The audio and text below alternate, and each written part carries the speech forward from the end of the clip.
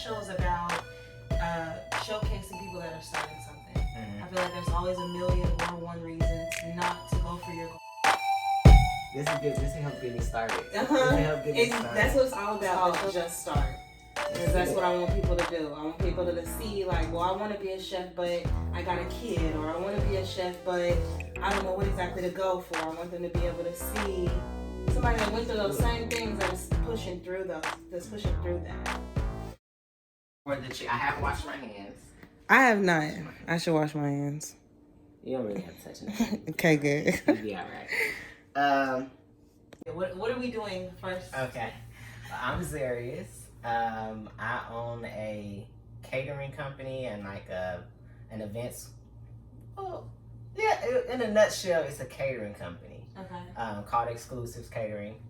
I do mainly what I do is like private events, so like personal chefing coming to your house, whether it's for a dinner party or anniversary or a birthday, small things like that. But I also do large events like weddings and baby showers and things like that. So that's why I say catering as a whole. But mainly just personal chefing is what I do. Okay. So tell me how you got started in this. What made you decide I want to be a chef, and not only be a chef, but have my own situation? Shindig. Yeah. It's I wasn't one of those people that's like, I always knew I wanted to cook. I didn't grow up like that. I didn't think that. When I got out of the Navy, and in the Navy I did a lot of welding and metalwork and carpentry and plumbing, so I did a lot of work with my hands. And when I got out, I could do that and make a lot of money doing that, but I didn't want to do that. I did that for 7 years, so I wanted to do something different. And I did like baking a lot. I just love, it's something about the precision of baking that I just love about it.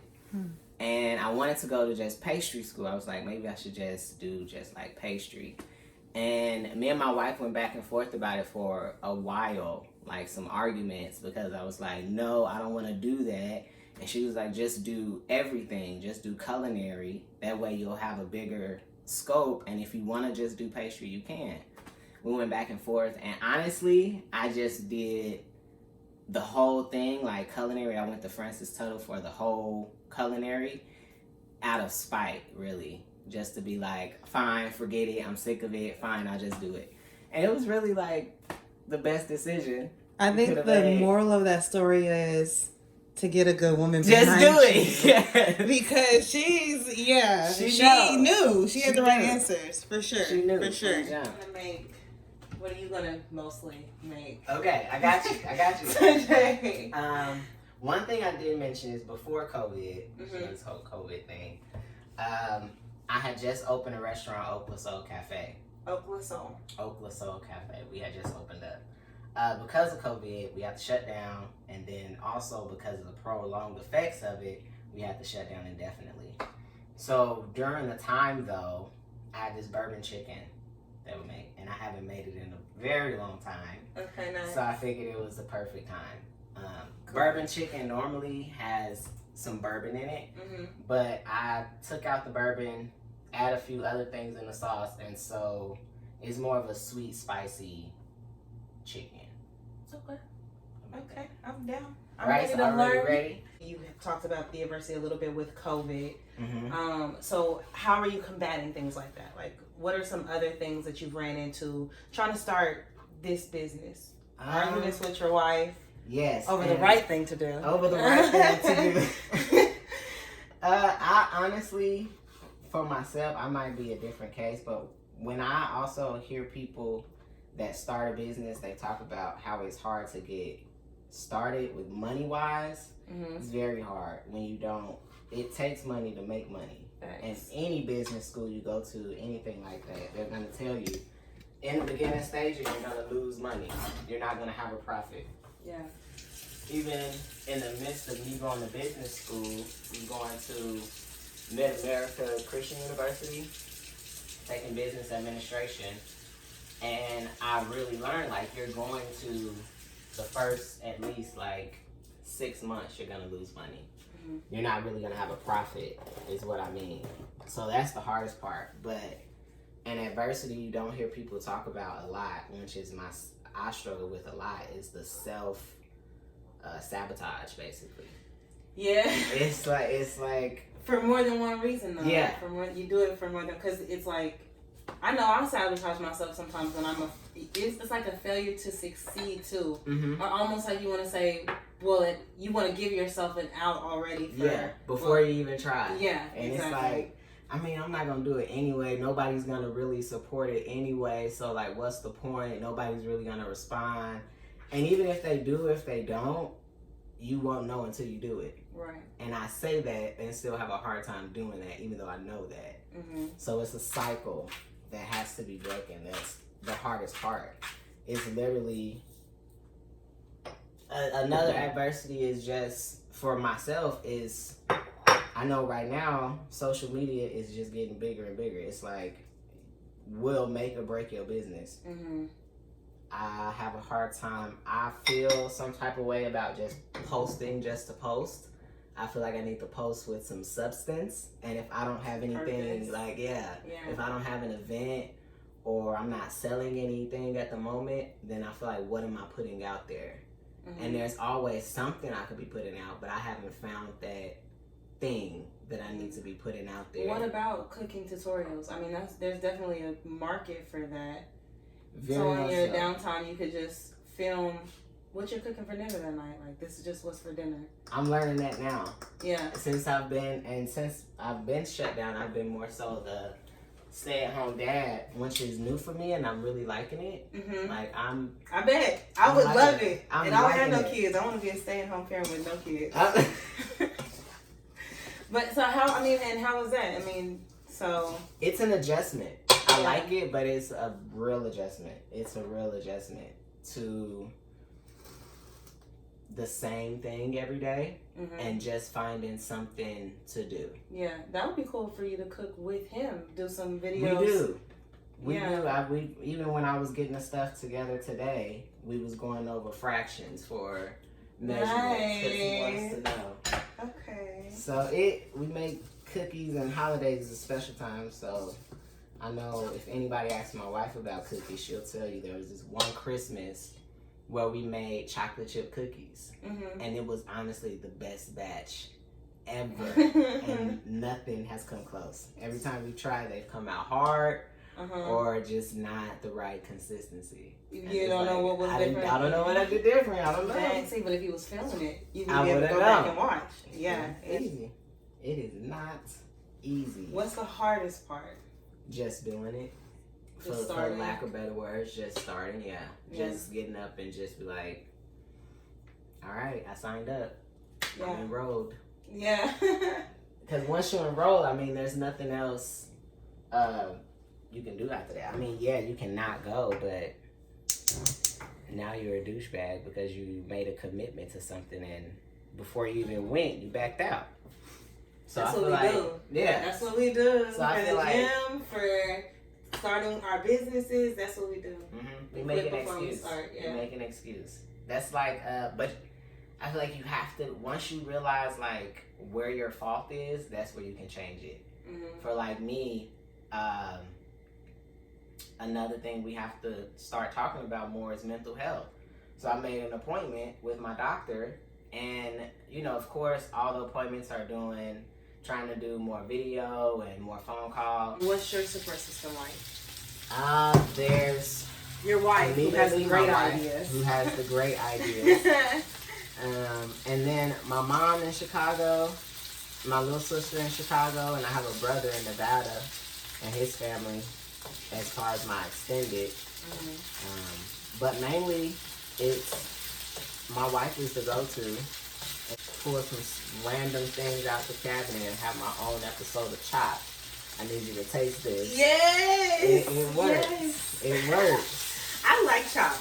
And it really does. I be in the kitchen like, I don't have nothing. I don't have what I need, but what do I have? What do I have? What could I use in place of that? And I've done some cool things with that. You'll be surprised at what you can come up with. Yeah, for sure. It's inspiring. A little garlic.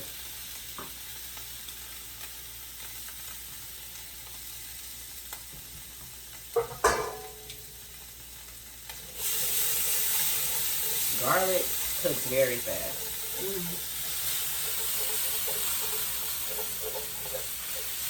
So you just want to cook it till it get a little fragrant, so they say. You smell it. Me, myself, I like roasted garlic. I like brown butter. The things that are almost burnt. Yeah. Just almost burnt. Now in here, we got the brown sugar, water, soy sauce, a little apple cider vinegar, chicken broth, apple juice, a few seasonings in there, chili peppers, ginger.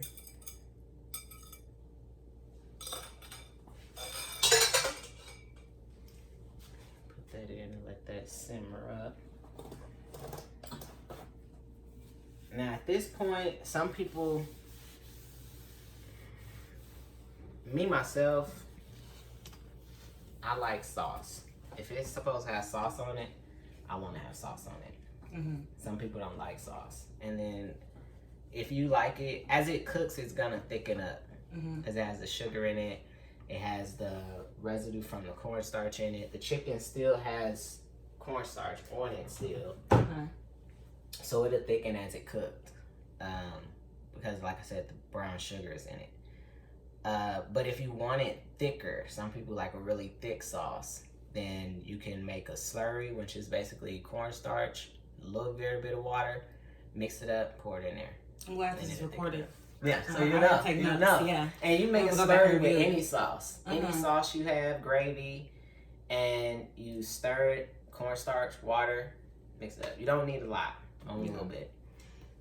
Sometimes the issue you'll have with flour is if you it's very easy to put too much, and then it'll give you that flour taste. So that's the only issue with flour. Cornstarch, the slurry, it won't really give you a cornstarch taste, but it will take away some of the seasonings you have. So if you put too much and you taste it and you like, I don't taste the way it tasted before, just add a little bit more of your seasonings. Most of the time, not salt, because salt makes it real salty. But yeah. So what do you see, like, I don't want to say final step, because I don't think there's ever a final step. Once you reach a goal, then there's another goal. So, like, what's like... the next goal? Well, yeah, what do you, I mean, or 5 goals away, what's in your mind right now? Like, what's that flashing sign? You know, you see your name in lights, like, what's that My next look path? like? Yes, what's your next path? I'm thinking possibly a food truck. Okay, yeah. Take exclusive to a food truck. I mean, still do, of course, the catering if you want an event, but as far as having something solid to where people can come to where I can have a more daily basis when I don't have an event, when I don't have a personal dinner, I'm thinking a food truck. I think that's a great idea. That way I can just, if I want to change the menu every 2 weeks, every month, I can do that. I don't have to, because that's what I was struggling with at the same time too, about just starting a food truck. Because I thought I have to have one concept. I have to be just this. No, I don't. So I'm thinking it's probably the next. Check my Instagram for today's menu. Yes. Yeah. Yes. Yeah. Here's where we're going to be this week. Have an Instagram or social medias for this specifically. That's a great idea. I do. My Instagram for exclusives is exclusives1. Well, do you think that you will do the restaurant again? One day. Yeah. One day, futuristically. I think I will.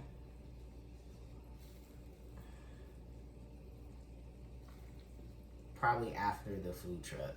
Yeah. Is when I would probably do the restaurant, maybe.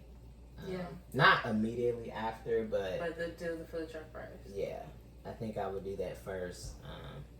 I would have more control over that. And it's like you're advertising for the restaurant before you get there. So I've seen a lot of food trucks then go to restaurants. Yeah. Like I think the Slutty Vegan in Atlanta. What's your plate? I don't trust people that don't eat their own food. I feel you on that. Like, wait a minute.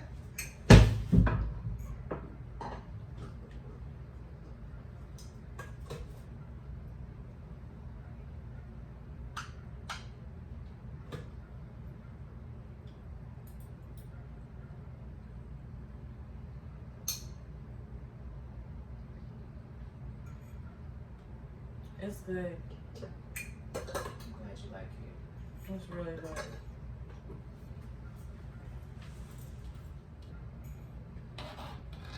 Okay, so if you had any advice for somebody that's trying to do what you're trying to do or something similar, what would it be?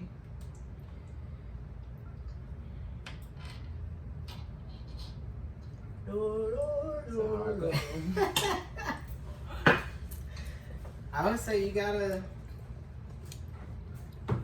trust yourself. You really have to realize, like, especially when you're excited about something, like an idea, and you like, oh, this is a real good idea. I know this is, I really want to do this idea. Even your closest support might not have the same reaction that you do. That's really important in all senses. Because you're very excited, you know, you're like, yeah, this is it, yeah. They support you, yes. They're saying, like, yeah, it's a good idea, you should do it. But they might not have the same enthusiasm that you do about it because it's not their vision. Right. And to be able to accept that and not take it as, like I do, sometimes I'm like, oh, okay, so that means I really shouldn't do it. Right. It's not a good idea. And it's like, that's not what I said. I said you should do it. Right. And it's like, but you're not as happy as I am. You don't seem excited about it. Yeah, you don't seem excited. Yeah. And it's like, they don't foresee as full as you do. No matter how much you explain it, they don't see it the way you see it. That's the biggest thing I could say. Because that is what's gonna hinder you the most. That's a big... Yeah. Everybody's not gonna see it. That's good. Not saying it's not good to share. Right. It's good to share, but don't have that expectation. And that's with anything. Even being in school, I feel like people are not excited about it. Like, yeah. But so what? Yeah. But so what? It's exciting to me though. Exactly. I'll be excited over here in my little corner. All right. So that's it. Just start.